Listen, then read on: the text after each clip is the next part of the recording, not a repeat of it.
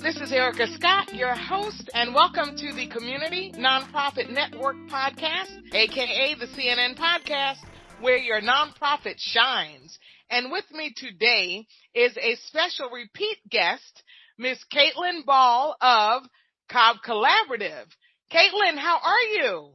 I am doing wonderful. How are you doing? I'm doing wonderful. Thank you for coming back. I told you we were going to have you back because we need to talk about some shop with the vote and the runoff and that we didn't even expect to happen when you first Right. were on. First, remind our listeners what you do with the Cobb Collaborative. Go into a little bit of what you do and how you do it, and then we'll get into the meat and potatoes. Yeah, so I am the Vote Your Voice coordinator with Cobb Collaborative. So I really do program coordination for our Civic Engagement Initiative to really increase civic engagement participation in all aspects of our community. But this time around, we were really focused on Vote Your Voice, which is a grant that we received through the Southern Poverty Law Center to provide nonpartisan voter registration and voter education to underserved communities. So really trying to focus on our communities of youth, low income, communities of color, and then some work with the returning citizen population. So that was really our target areas this year. We are expanding our civic engagement initiative in the future. So we're not just limited to voting, especially during an election year, but that was the focus since this was a huge election year, as we know. Yes. We saw some record-breaking turnout. So that's, where I come into play within the Cobb Collaborative. Awesome.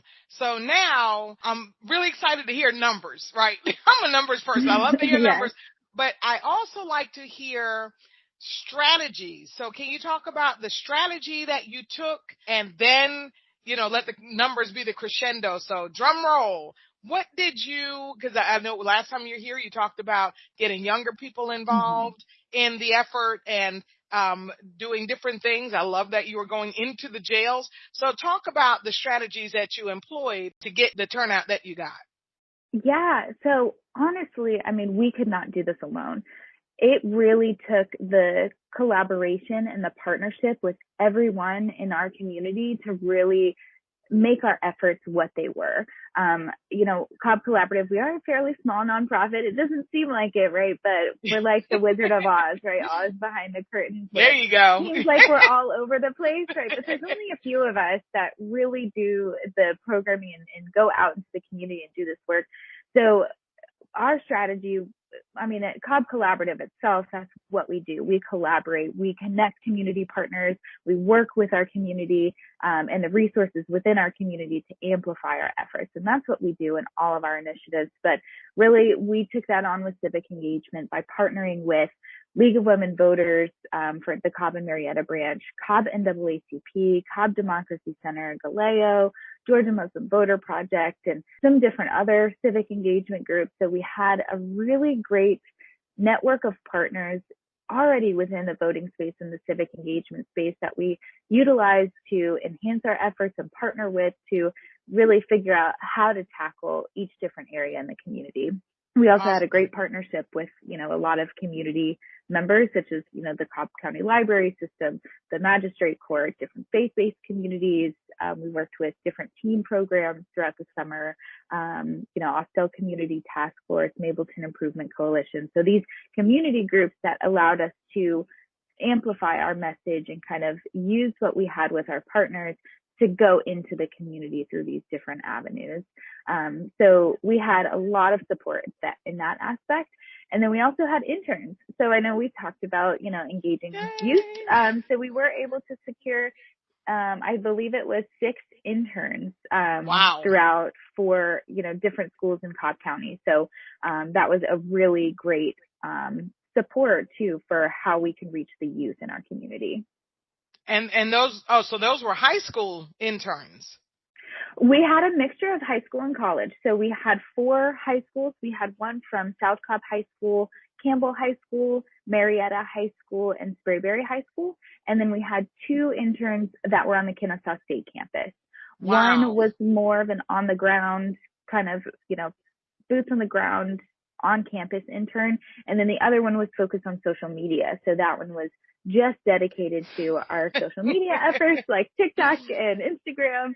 And that was a new area for us too, but that was a great push because, especially when we think about young people, the phone and social media, like that's where they are. And we've got to reach people where they are. So having that social media was an incredible, crucial piece in what we did. Yeah, and what's funny is the episode that just posted today was with a young lady who volunteers with my nonprofit, LifeChangers. Ariane Garcia is our Google manager. She handles our Google Ads grant and our Google Analytics. And I was saying, social media is the one position that I get so much inquiry about, and it's the one that I'm not able to fill. The guy who left, he was in Malaysia, but he got busy with his own thing. Shout out to Charles. But and so now, like a month and a half later, I'm still having to do the social media, and it's like, I don't know, maybe because it's not so much of a push for IG, Instagram. We don't do TikTok, pretty much as a business coach, I tell people, go where your people are, but go where you're going to be consistent. Don't just open an account on TikTok. And so it's interesting. You said that you had someone doing TikTok, but that their new platforms, Instagram is new for you too? Well, we already had a good presence on Instagram with just our general Cobb Collaborative page. That's definitely one of the places that we like to engage with our community. But the Vote Your Voice Instagram, we did create that. We had an intern actually last term that created one for Kennesaw State's campus. And so that person just kind of took it over. But that Instagram page was kind of new within the past year. But we also dabbled a little bit in Twitter. So that was kind of newer to us. I guess TikTok was brand new. We didn't really have a TikTok before we did this. Right. And then Twitter, didn't really do much on Twitter, but we did start using Twitter as a platform to just post reminders and different links to, the Secretary of State's website or nonpartisan websites that could help educate your decision. So those were kind of the newer areas that we invested in. And TikTok actually ended up doing probably the best out of all three of those. Really? Surprisingly so. I mean, our social media which, you think about the views and how it relates in TikTok, you think of big numbers sometimes, right? But a lot of our posts did generate, up to like 800, 900 views and interactions, which for only being, for being in its infancy, for being there within 3 months, because it really started in like August, around that time frame, September, where we really started to utilize it.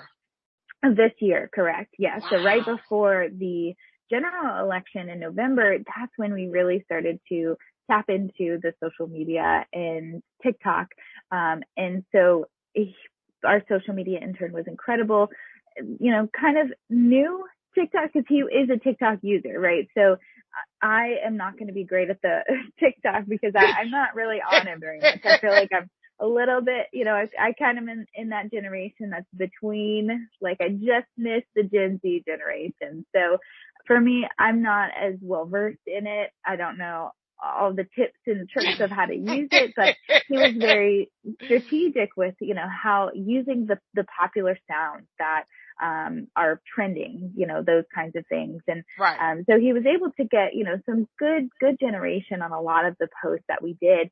And you think about it too, and it's like, sometimes you think of TikTok in like thousands and millions of views and interactions, but 800 is a really solid number, especially thinking about the Cobb County residents that we really are just trying to target our direct community.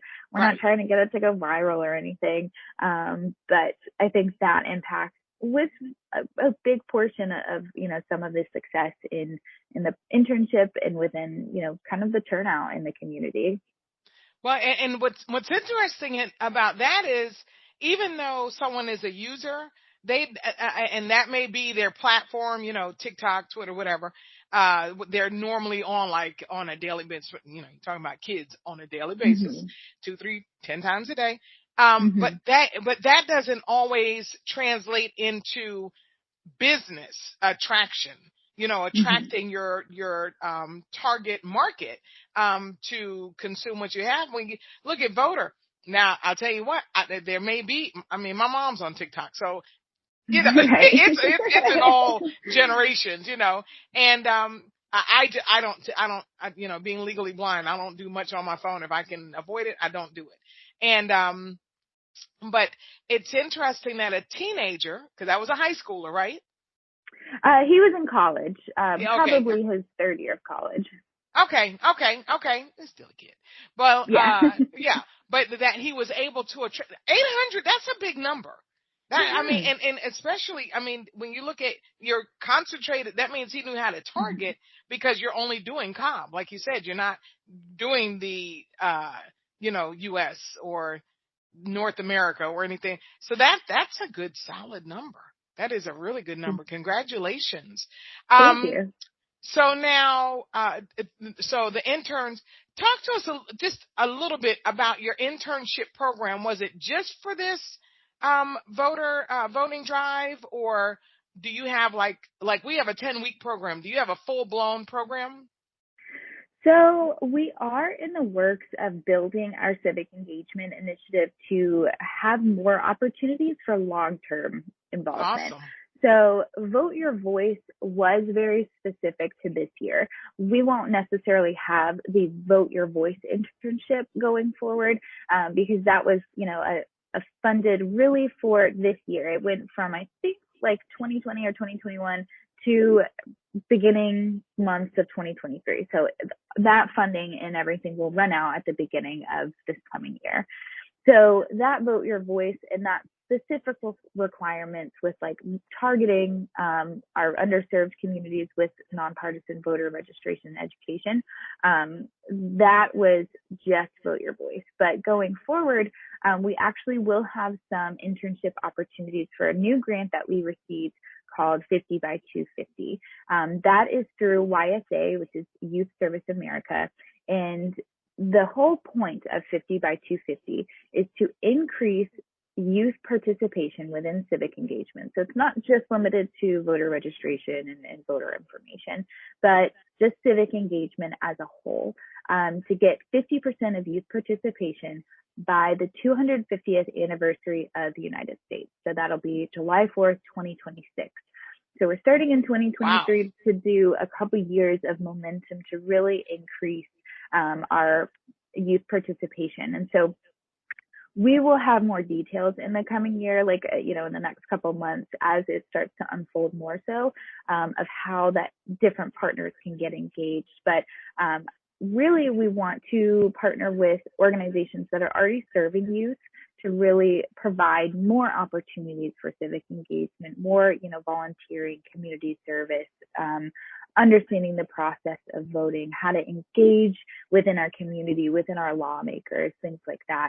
And then there will be individual internship opportunities as well. So we're looking for community partner groups, and then also individuals who want to make a difference, especially if, these students, because one of our interns this year actually, because of the Vote Your Voice initiative, she actually started a civic engagement club within her school to really keep it going forward. So it's, these kind of lasting efforts, right? So she is now going to kind of take over, and she was younger. I think she was a sophomore or junior. So she'll be able to continue voter registration and education throughout her time while she's in high school. And then somebody else will take that over.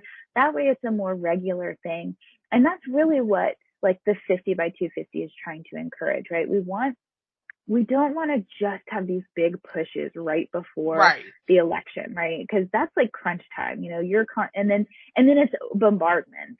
People are just constantly getting flooded with messages and ads, and and that can be a little tiring, and that can be something that turns people off to voting, right? But it's that when we're able to kind of incorporate it into our daily lives and to understand how on a daily basis that civic engagement and community involvement really impact us in a positive way, that's what we're trying to create with the 50 by 250 is just that continuous opportunity for civic engagement, and really starting with our youth, because that's what's going to carry into adulthood. And having that understanding at a younger age helps you understand it when you get older, when you start to unfold the more complicated layers of everything in our democracy and all that goes into it.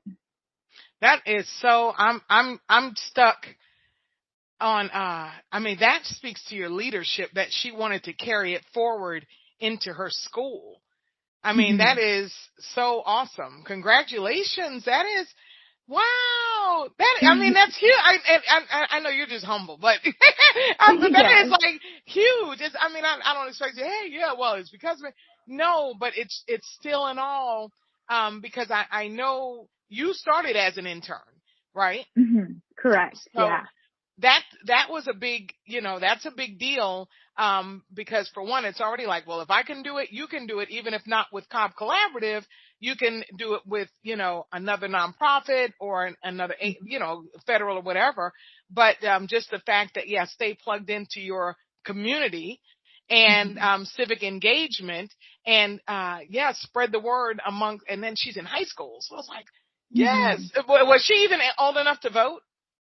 She was not old enough to vote yet. So that's what, is so inspiring to me, I think, especially because we have worked with, so many different types of people and communities, but the young people is really where I just feel that energy and feel that passion. They care so much. And I know that, like, she wanted her students and peers to understand that as well. You could feel her passion whenever you speak to her, and she just wanted to continue that and spread that. And I was I wasn't surprised necessarily that she did start that club and that, she was approached, but, it was, definitely meaningful in a way that, she cares so much, and it's those little droplets, right, that create those ripples. Right. So she, this little internship made such an impact in her life that she wanted to spread that further into her school, who got on board with it and will continue to create, further impact. So even when she's not there anymore and she's graduated and on to doing her own thing, she can still know that, her school is taken care of because the administration and the staff and everybody supports that effort that she was so passionate about and brought to her school, that she was able to leave an impact. And that way, all those future generations coming up can have that same insight and awareness that she had. Right. And now, was she Cobb? I know you mentioned Cobb and Marietta, and for those who are listening, Cobb County schools have their schools, and then the one school that Kaitlyn mentioned, Marietta, that's part of Marietta City School System. So which school was she from? Do you remember? She was from one of the Cobb County schools. I believe she was at Campbell High School. Okay. So yes, but I think that our Marietta High School student, she also created a little social media page and stuff to kind of last for her school. And I know they have done voter registration in the past. It wasn't necessarily through Vote Your Voice. So they are totally on board with continuing that as well. So it is great to have support within the school systems, even though they are separate entities in a way of Marietta City Schools versus Cobb County schools. But I think too, in the way that we approach it as nonpartisan, that's really impactful as well, right? Because we don't care what, who you vote for, what your beliefs are, and, but it's part of our civic duty and our democracy, right, to get out there and vote regardless. And so, but if we can support that, if we can encourage people and not kind of put the other party down, because that's what happens so much in political, the bipartisanship. It's just attack after attack, right? And so when we approach it in a nonpartisan way, we can bring more people together, and really just kind of create a greater awareness of just the process itself, kind of the nuts and bolts of things, helping people again, find information, understand the process of voting, knowing that when they go to vote, they feel confident that they know exactly who they're voting for and why they're voting for this person, rather than just getting up there and being like, oh crap, I didn't even know that I was supposed to vote for the Commissioner of Agriculture or something like that. Right. And like not have that, knowledge and education for themselves. Right. Yeah, that's I just found out that they're voting, they're using the schools to vote now, right?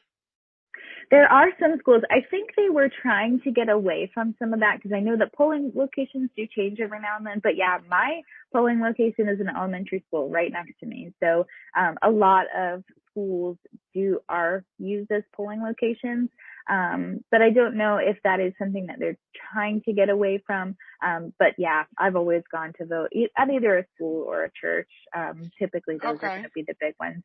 Early voting location, a lot of public libraries are advanced voting locations, which is a great option for so many. And we saw too in this runoff and in the general election, record-breaking turnouts for advanced voting every day pretty much. So, those different options are so good for so many. But yeah, typically they're at like schools or libraries or churches and things like that, or faith-based organizations.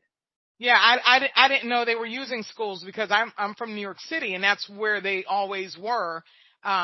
At my elementary school, hey, got the day off. Mm-hmm. But I just heard from my Lyft driver the other day that they were, in schools, and I'm like, okay, I've been saying that since I got here because I've always gone to a church. I've lived in a few places, and every time I went to a church. But anyway, mm-hmm. Okay, so now let's talk about the general election.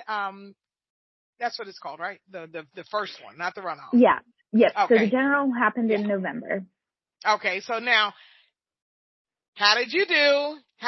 What and when I say that, how many teams did you send out? How many people were with you? How much, how do you gauge how you did? Actually, how do you gauge, how your efforts actually made an impact? Did they make an impact? So talk about that for us, please. Yeah, so I think that is the tricky thing and definitely something that we will probably look more into going forward as we start to really develop more of our civic engagement initiative, is looking at the analytics and how we evaluate what our impact was. For us this year, we did a lot of just tracking in a spreadsheet. So I have a Google sheet that I would have open with me at all of like the tabletop events we would do and the different community events we would do. And I would just kind of keep a log of the meaningful interactions that we would have, of the absentee applications we would give out or, help people with, or the voters that we registered. So we kept track of a lot of that during, just on a spreadsheet. Looking at that data, we probably had, and this is mostly myself, over 3,000 meaningful interactions just for like June to November. And that's just at lots of different things. So we spread our efforts into many different baskets. So over the summer, we worked with different student groups to really try to educate our youth as well. But we worked with like the Sting organization, Marietta PAL, which is the Police Athletic League, Yells. So these groups that really work with youth and students, we would do presentations with them and kind of demonstrations with them over the summer. We did a lot of just voter registration drives at the Cobb County Magistrates Court and all over the public library system in Cobb County. We went to many different community events like the Afro-Hispanic Heritage Concert and Festival. We did some job fairs. We did the Party to the Polls with the Cobb NAACP. We did a couple like different festivals and markets in the fall. And then kind of, with our high school and college interns as well, that really helped amplify those efforts. But they themselves probably had roughly 700 meaningful interactions. They had 143 pledges to register. So we had a great tool. And that's another way we kind of tracked some of the data. We received some personalized links from vote.org. They're a larger nationwide nonprofit that supports the grassroots efforts and those boots on the ground, to really giving them the tools and the data. So they were able to track how many pledges that we got or how many voters that registered through that specific link. They could track that on their end. So that was one way we kept track of it. But basically the pledges to register were our high school interns, they interacted with a chunk of people who were not quite eligible to vote yet, right? Really only like some juniors and seniors are able to be registered to vote. Right. And so when they do interact with those young people, we have this awesome tool called Pledge to Register. And it's for 13 to 17-year-olds who are not quite old enough to vote, but they use the QR code or the link and they put in their information, and then they get a reminder when they do turn a voting age or when they're able to start registering to vote. So They get a reminder. So they're pledging to register to vote when they become of age. So we had 143 of those throughout a few of our different high school interns. And then they roughly registered around 150 voters throughout, the different high school and colleges within Cobb. So that was an incredible tool for them. Same thing. We had a significant number of registrations. We had a little over 50, I think, just like paper registrations throughout just this general election push.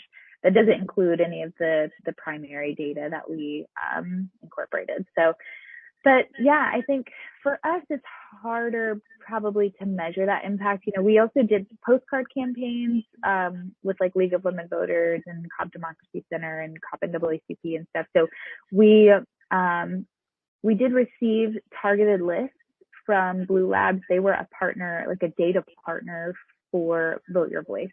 And so they could generate a list of, hey, here's this target population that you want, right? Here's like a underserved community, that's low income community, that's high community of color. So we were able to get a list of, I believe it was 3,500 addresses. So we did postcards for all of those. So our lovely volunteers with League of Women Voters, they were able to really help us knock that out. So we posted and stamped and, wrote a little blurb on there to 3,500 postcards. But those, it's hard to know what kind of impact those make because there's not necessarily that follow up of like, do I know they voted or not? So that type of impact is a little bit harder to measure. We're mostly just tracking our interactions, our actual registrations that we were able to process and get to the registrations office or to help people with online. And then really just kind of, tracking with some of the data tools that we had. Now going forward, there are other organizations that do have a lot more data tracking power, especially for small nonprofits, right? Like we don't have necessarily the resources to put into all of these crazy systems to help us track everything and measure this impact. So there are groups that do have those tools that come in to support smaller nonprofits or just nonprofits in general that can give them those tools.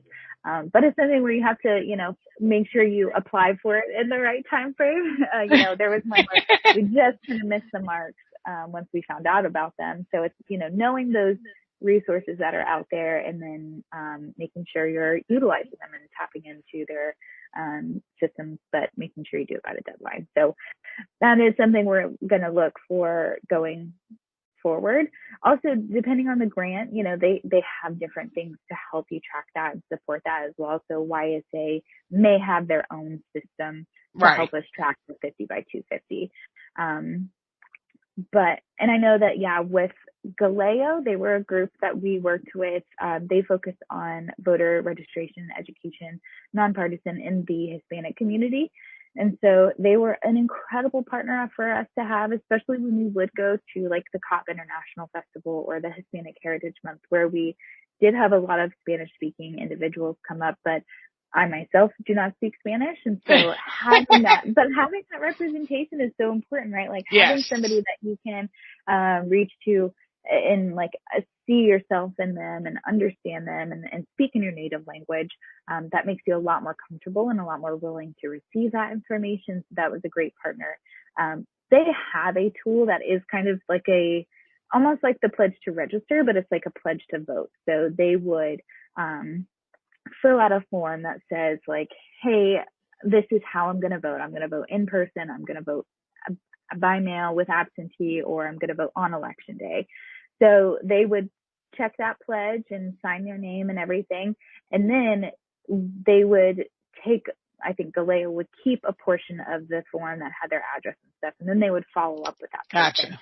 So that is a way that they could track more of that information.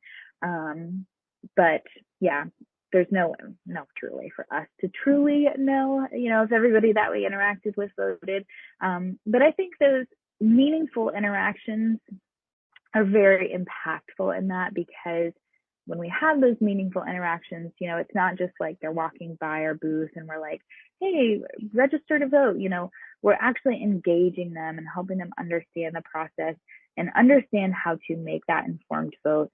My favorite resource that we had that we would give away at different, community events, or even like to stuff food bank bags in or something, was a card that we created called Make an Informed Vote. And it had 3 different websites on it. And all 3 of those websites were nonpartisan websites where you would put in your information and it would pull up a whole list of everybody that's going to be on your ballot. So it would tell you, this is the, labor commissioner or something seat, and this is what they do. And here is what the seat in general does, like what this person would do. And then here are the people that are running, and here's what they believe in. So really helping them, just looking at the information ahead of time, looking at their ballot, looking at who these people are, what they believe in, so that they can then decide for themselves who lines up with my values more, what issues do I care about more, so that way I feel confident in my vote. And those interactions, when we were able to, provide that kind of information, I feel like that made people more confident in the process, in themselves, in the system. So they would go and execute their vote, and they would, make that decision for themselves to say, hey, I'm going to go do it. So while we couldn't necessarily track that, I think just the interactions themselves were, very significant in that follow through in a way. Awesome. That's you guys covered a lot of ground, and I know, but you know what? How does the saying go? The saying goes something like, where smaller numbers but mighty in impact, or something like that. And that is what I feel Cobb Collaborative is. But let me ask you this. Let me take you back to something you just said, that you really you can't track the ones who your interaction with resulted actually in a vote. So now I get, like you said, we get emails and text messages and da-da-da. How do those people know I hadn't voted yet? Because I would think you'd have the same kind of access, no?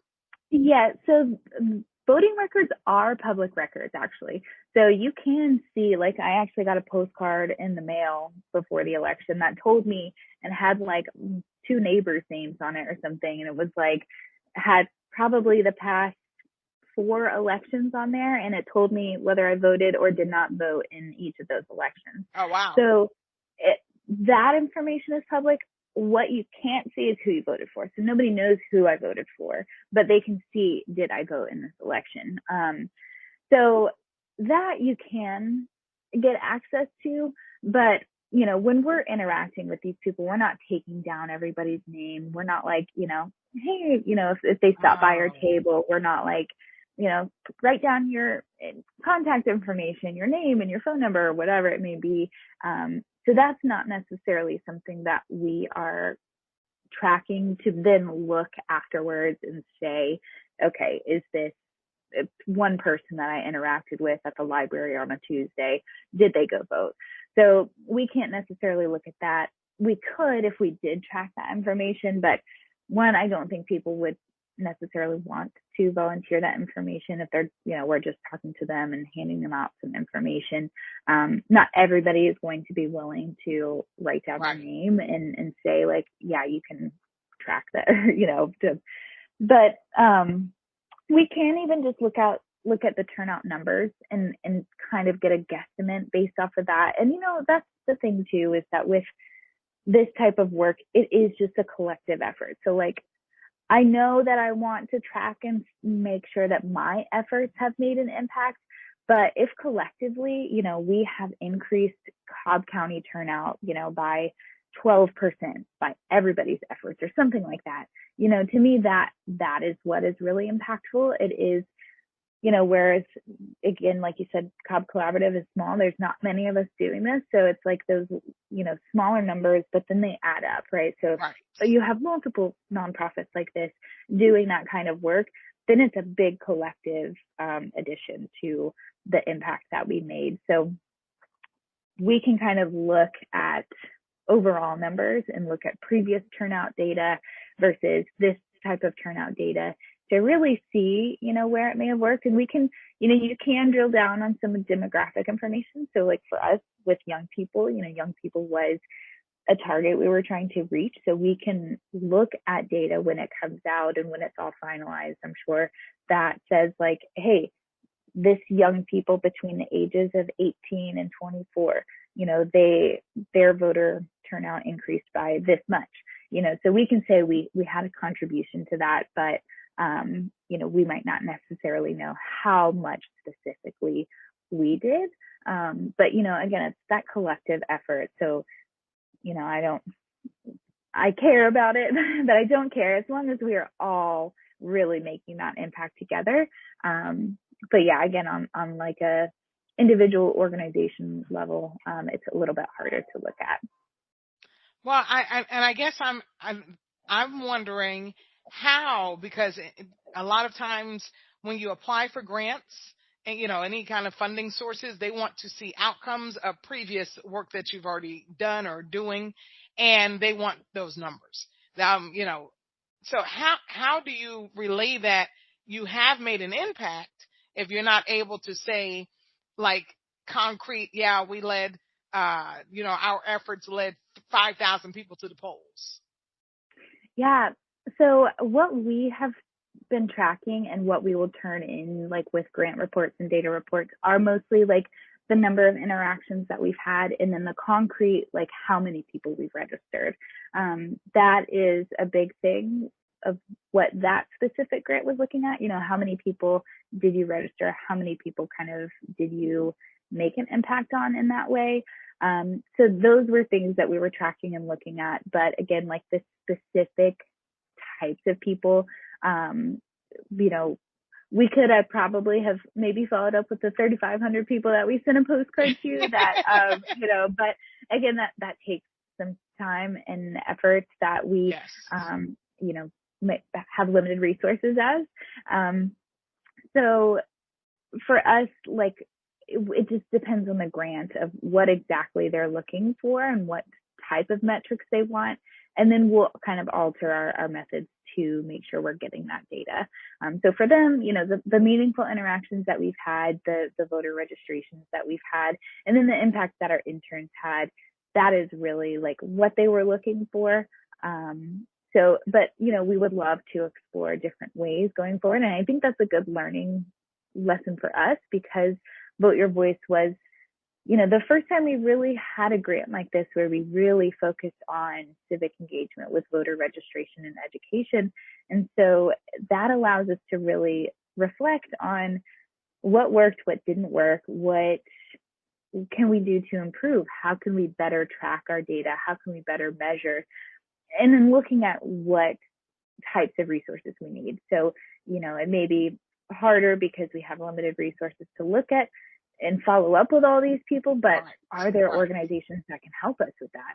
Are there tools out there that can track that we can just click a button and it pulls up records for us and stuff? So there's definitely things that we can look into to help improve that so we can have better metrics and better ways to measure that going forward. So then that can help us get more grant funding or whatever that may be in the future. Awesome. Now, do you participate in the grant application process for I do a little civic bit engagement part? I do a little bit of the grant work. So I have never, I think, fully applied for one yet. Irene, our executive director, she does a lot of the grant writing and everything, but I do a lot of the, grant reporting. So like, if we have to do a midterm report or something, I do quite a bit of that. So it's, a part of it. It's definitely, when you're in a nonprofit, that's grant, the grant off process one hat, put on the other. Yeah. Exactly. Yeah. That is. Oh, I'm the accountant today? Okay. Right. Exactly. But yeah, so I've done a little bit. I've never, probably gone through like the whole thing by myself ever. But definitely support pieces of it with, grant reporting and tracking that data so we can deliver it to them. Okay. Awesome. Awesome. So now let's go back to the internship program. What do you have like 3 tips you could share with our listeners, who are interested? Because I literally just spoke about, the internship I have. It's a 10-week, lit internship program. Lit, is our brand, LifeChangers in Training, because we're life changers. And, it's a 10-week program with a minimum of 10 hours per week commitment, and they have a midterm survey and an exit survey, and at the end they get a letter of recommendation based on how they did. It's not paid, which I don't know, is it millennials? I mean, what is it? I mean, when I first put that out there to the schools, my inbox got flooded. And then I was like, well, how much does it pay? How much? This is an unpaid internship. Crickets. I said, okay, that's all right. That's all right. But now it's flourishing more so with college kids. But what 3 tips would you share, about running, an internship either through your wins or your woes? Yeah. So that is a great question. And I think I've done a little bit of reflecting too on it as we are wrapping up and kind of going through the evaluations for our interns. So we did an exit survey for them to really just get some feedback on how the whole process went, because this is my first time kind of managing a group of interns, and trying to develop the program for them. So what a lot of them, or a chunk of them, wanted to see more of was interaction among the interns. So because they were on different campuses, they were all at different schools, they all had different schedules, it was really more of like a one-on-one internship for each of them, right? Like they were kind of solo in how they would run everything, how they, set up the, registration drives or events that they would do at their schools. It's not like they had a team to work with to do it necessarily. Even though there were 6 interns, each of them were kind of working individually. Right. And so if I were to go back, I would try to incorporate more of that just community engagement between them, because, even though they're working on different campuses, they can still come together and share ideas, create that sense of like, okay, I'm not alone in this, kind of that, socialization. It's kind of like working from home versus being in the office, right? Like there's some perks to it, but then you just miss that kind of sharing of ideas, that social interaction, that just peer presence and engagement, really. So I would probably go back and look at everybody's schedule, like write it down and try to make some mandatory like group meetings where we could all just come together. Cause I think that would be beneficial for them too, because, a lot of them were newer to the civic engagement world and, hadn't done a whole lot in that yet, where some of our, interns had already done some work previously. They may have done some work in their high school beforehand or whatnot.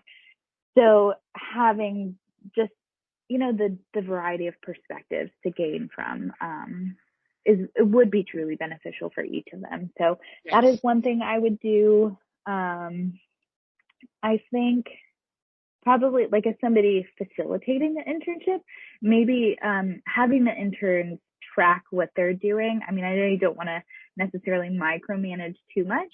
But that is something I had to do in my internship. We used a website or a database called Time to Track. And basically I would kind of track the hours that I would work each week. So if I did like 3 hours this week on social media development, that's what I would put. I wasn't necessarily having to track like minute by minute or hour by hour what I was doing, but just kind of a general idea. That is not something we did with our interns. And there were some weeks where I was like, I don't think anybody did anything this week. So for me, as the manager and the person that is facilitating this, I would probably try to incorporate some type of tracking system, especially when you are working with younger people. We had an intern that just kind of fell off and didn't really do anything. So, just that way to kind of keep consistency with them, to keep kind of track of what they're doing without being like overbearing, micromanaging. Right. That is definitely something I would recommend. The other advice, I would do regular meetings with my interns and just really try to like get to know them more, try to, engage with them, like not just like, here's what you have to do for me, but, really trying to figure out, because they are younger, they're in school, they're juggling work, and if they're working, school, extracurriculars, a lot of them right now, because of the time frame that we did it, a lot of them were dealing with finals kind of in the midst of everything.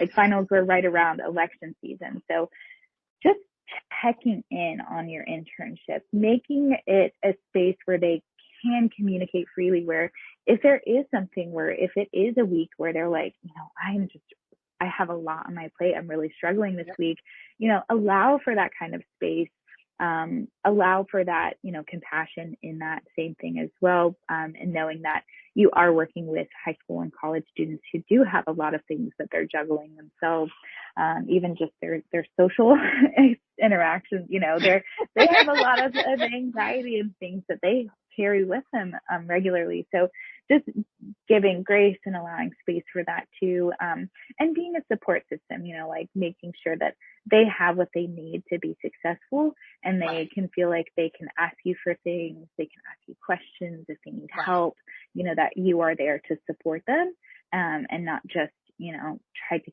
gain something from them. You want them to gain something from this as well.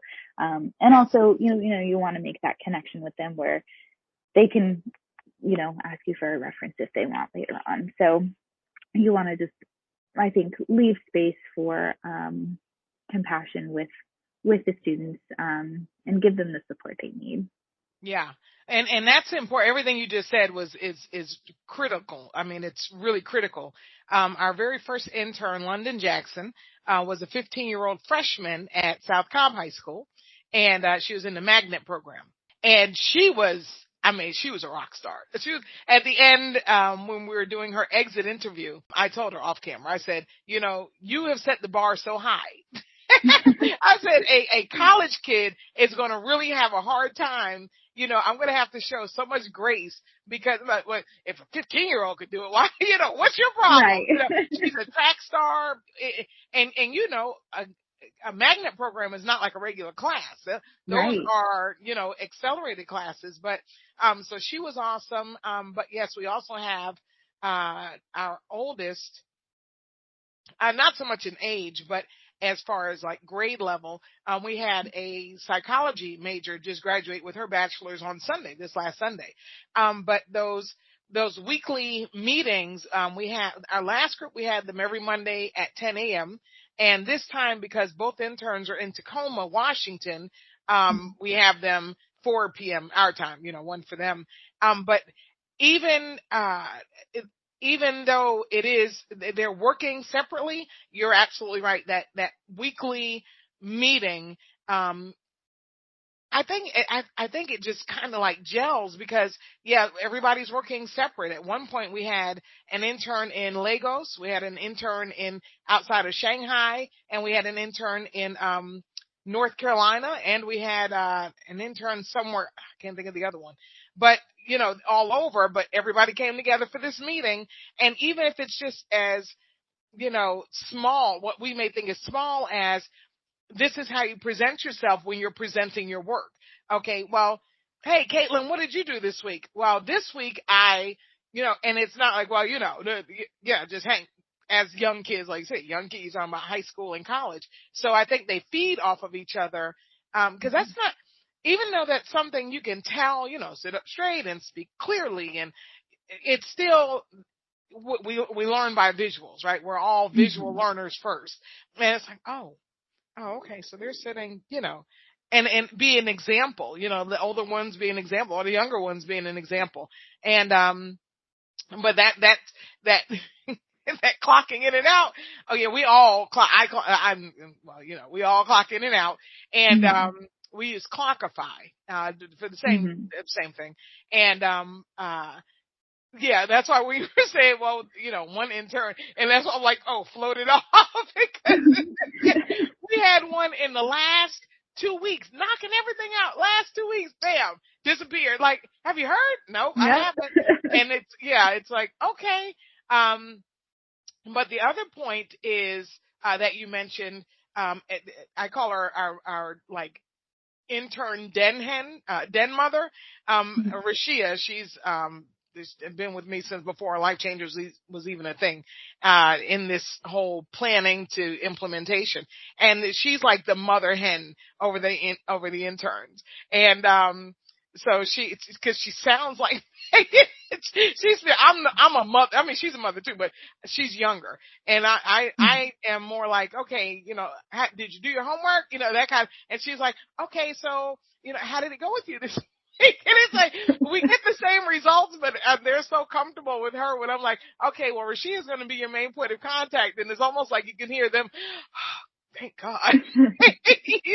Yeah. But you need somebody to do that. So yeah, I think it takes some of the pressure off of them too. I think too, with just feeling, because sometimes it can be intimidating, especially when you're young, especially if you're in high school or college and you haven't really had a ton of work experience before, and you are working for like an outside organization that's not just like, the retail store that you work at or something, this seems like it's bigger stuff.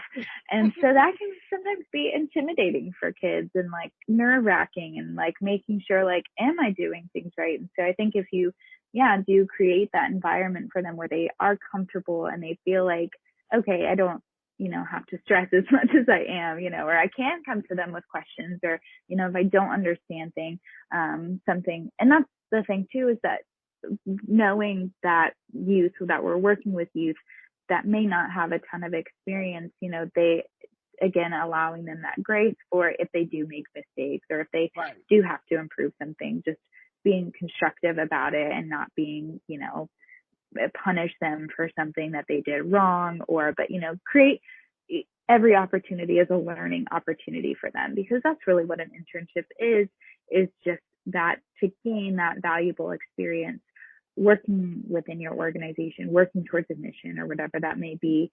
And that's what they want from it, is just that experience. So being able to create a learning environment can give them that experience. And do they get, do they get any, I know they're not paid, but do they get a letter of recommendation automatically, or just an open door, like if you need a referral or if you need a letter, let us know? So our interns actually did receive a stipend. We had a little bit of grant money from Vote Your Voice specifically for interns, and then we had a little bit of funding from YSA that we designated for interns as well. So we were able to give each of our interns a small stipend. So that was kind of for them a motivating factor. And then, it's more of an open door. Like if you need a letter of recommendation, if you need a reference, whatever it is that you need, we are here for you.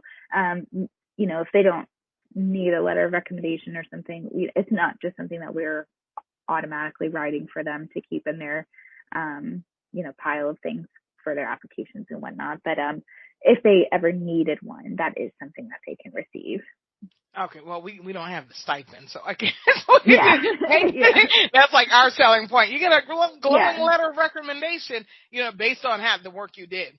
Okay, well, we're winding up here, so Kaitlyn, please share with us what you and Cobb Collaborative have coming down the pike. What are you working on in the near and far future? Yeah, so again, with our civic engagement initiative, we are looking to incorporate it more into like a regular thing in the community rather than just during the big election cycles and pushing during, crunch time in a way. We are trying to incorporate it with the 50 by 250 grant.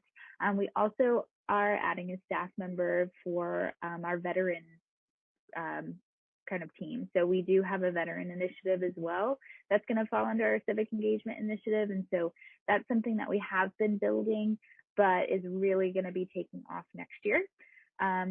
Cobb Collaborative, since we're a convening organization, we do a lot of networking events. We used to do quarterly coffees with the collaborative, and in 2023, we are actually going to do bi-monthly, so every other month starting in February.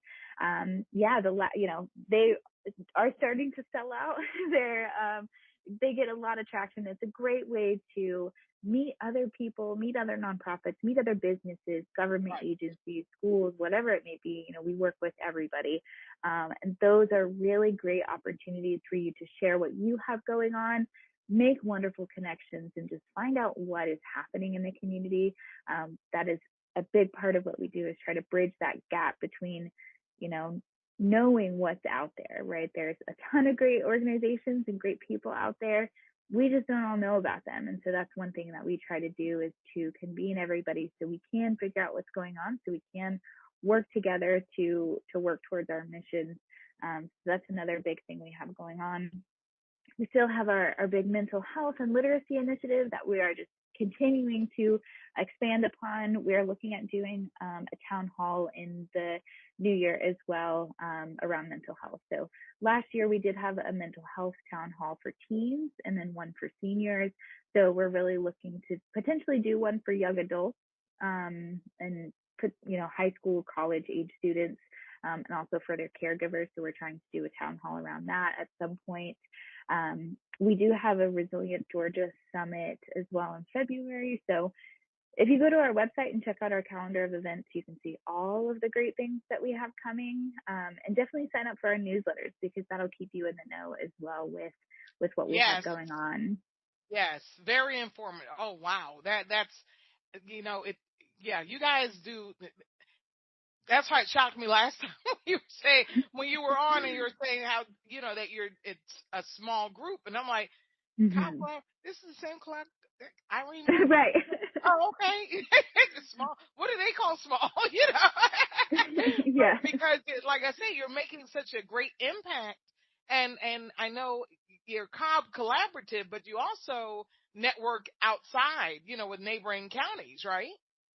Yeah, so we're actually part of a statewide network called the Georgia Family Connection Partnership, and every single county in Georgia has a collaborative in some form or fashion. So we do sometimes work with our neighboring counties and our other partners, especially, we do some programs that are statewide programs. So we do like Resilient Georgia. I'm pretty sure that is a statewide thing. So, we do sometimes work with our other neighbors to make sure we're getting that impact and figuring out, what are they doing? How is it working for them? What can we do? So yeah, we love our neighbors and we love Cobb County. So, but yeah, the Georgia Family Connection Partnership is a great resource for us to really tap into our whole state, and then looking at our neighboring counties and figuring out, what kind of impact they have and how we can all work together in those efforts as well. Now, the Georgia Connection one, what do they do? Or do they, are they an umbrella for a lot of different mental health, veterans, youth? Yeah, so really, Georgia Family Connection Partnership is the overarching organization that kind of helps each of us, every single county. And so every county is a little bit different. So that's the thing is, not every county has a civic engagement initiative. Not every county has a mental health initiative, which most of them do. It also depends on the resources that are within their county, what the needs are within that county. So, a rural county is very different from a metro county, very different from a coastal county. So we do have to look at, the Georgia Family Connection Partnership supports each different individual branch with what they're doing. They do have some bigger initiatives like our, literacy initiative and stuff that's like that there are programs that each of us try to implement. They also provide a lot of data. So they have a really great database that has different things that we can hone in on, like understanding the whole Georgia population in terms of, literacy or maternal health or different. There's a big one called Kids Count that a lot of people use that helps us look at children's data. And that's a big thing with Georgia Family Connection Partnership and Cobb Collaborative is we want to serve all of our community, but we really want to focus too on the children and families within our community. So really looking at the data and Kids Count with how is, how are our early learning initiatives working? What are the rates of children who can't read on grade level? Different things like that. So they have a lot of great tools in that regard as well. They have a good evaluation team that can help with different portions of some of the initiatives that we have. So, but they do provide a lot of support for us and tools and trainings and whatnot. So that sounds like an extremely valuable resource that a lot of our listeners, being nonprofits, new and rising, or even, veteran and stuck, trying to figure out where they can turn and get this help from. I hadn't, LifeChangers, we're a prison reentry program, but that's something that I'm going to check into, because it sounds like, seeing that you do have the kids portion to it, how many kids are, children of incarcerated people. And it sounds like they may have that kind of information that I'm looking, because you don't have these kind of resources. That's what we're here for. The CNN podcast, that's what we're created for, because we need to speak with each other. I don't know everything you know. You don't know everything I know. And we need to come together, because the whole thing is lifting, communities up. And for us, it's one family at a time, one former inmate at a time. For you, whether it's a voter, whether it's a veteran, whether it's a family, a kid who's behind in reading, we're all touching, but we just need to each one teach one, reach one is my thing. Exactly. Yes. Yes. Okay. Well, Kailyn, share with us, please, how do we contact you and the website for Cobb Collaborative, please? Yes. So you can reach me through email at kball, KBALL, at cobbcollaborative.org. So that is my email. You can reach out. You can also go on our website, cobbcollaborative.org, and you can find the contact us page, and that'll have more of a generic thing. So if you, like I said, I do a lot of civic engagement, but I can connect you to our literacy coordinator, our mental health coordinator. And then again, the contact information on our website is more of a generic to our communications. But yeah, go to our website, cobbcollaborative.org, sign up for our newsletter so you're always in the know of what's going on. We also like to share things that our partners have going on as well. So if you are a member of the Cobb Collaborative, a lot of times their stuff will be shared within there as well, whether that be like if they need volunteers or if they're having a golf tournament or something like that. A lot of that information is shared in our newsletter, so it keeps you informed of what we're doing as a collaborative and what we're doing as a community as well. Okay, awesome. Well, it was awesome. Always a pleasure to speak with you, even if it's going back and forth about puppies and email. Or, and good luck with that one. Thank you, listeners, for tuning in to the CNN podcast. If you would like to be a guest on a future podcast episode, wonderful. Please visit our website, thecnnpodcast.com, and fill out your information on the Be a Guest page. And also, if you would like to advertise with us and be seen by thousands of eyeballs, awesome. You visit our website and complete your information on the advertise page, and we will contact you. And until next time, family, as always, be awesome and be blessed.